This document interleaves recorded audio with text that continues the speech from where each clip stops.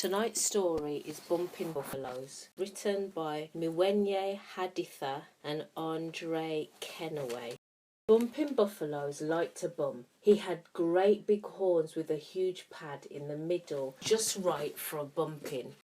Buffalo would bump anything and everything. He bumped animals, he bumped trees, and some days he even bumped rocks.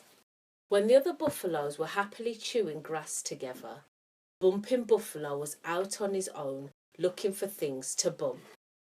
Bump. He bumped Rhino, who was nibbling the tasty leaf of a tough bush. Rhino shouted, "Get away! Are you looking for trouble?" He bumped Elephant, who was leaning against a pepper bark tree, having a snooze. Bump! Bump! Elephant shouted, "Stop doing that! Are you looking for trouble?" Buffalo just laughed. Then he bumped a bamboo tree very hard. Bum, bum, bum! Bush Baby was sleeping in the top of the tree. She fell off her branch and came bouncing down through the leaves. "One day all his bumping will get you into trouble, and then you'll be sorry," she complained sleepily. Buffalo went off to find other things to bump. It began to rain, and Bumping Buffalo took shelter under an umbrella tree, next to a large cave in the rocks. Big Zebra and Small Zebra came by. He was about to bump them when he heard Big Zebra say, "You must never go near that cave. There is nothing but trouble in there."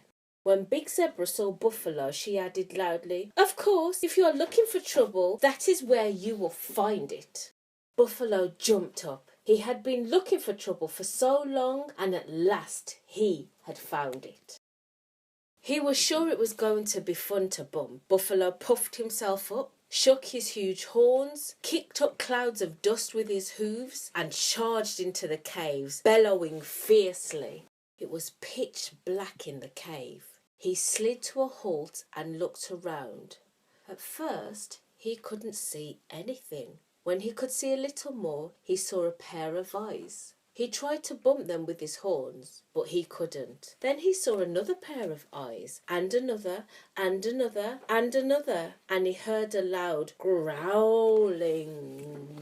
Suddenly, Buffalo felt himself being bitten by lots of very sharp teeth. They pinched his hooves, they nipped his ankles, they bit his legs, and they clomped on his knees. Then they gnawed at his tail. Then they chewed his nose, and it hurt.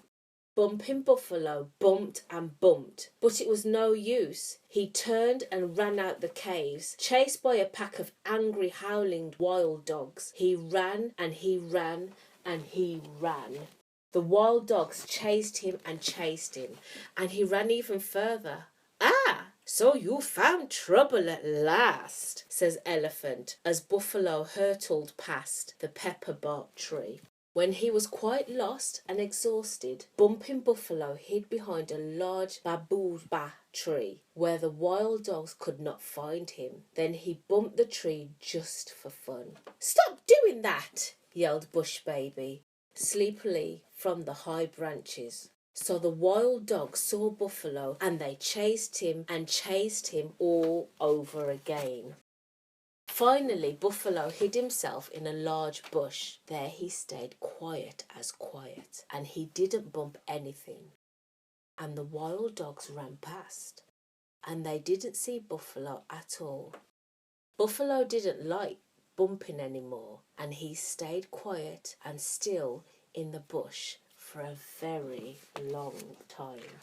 Even today, he stands motionless in the bushes and shadows, where he knows he can't be seen because he hides so well, and Bumping Buffalo no longer goes looking for trouble. But if Buffalo thinks you are bringing trouble to him, he will come charging out of nowhere, bumping and bumping like anything.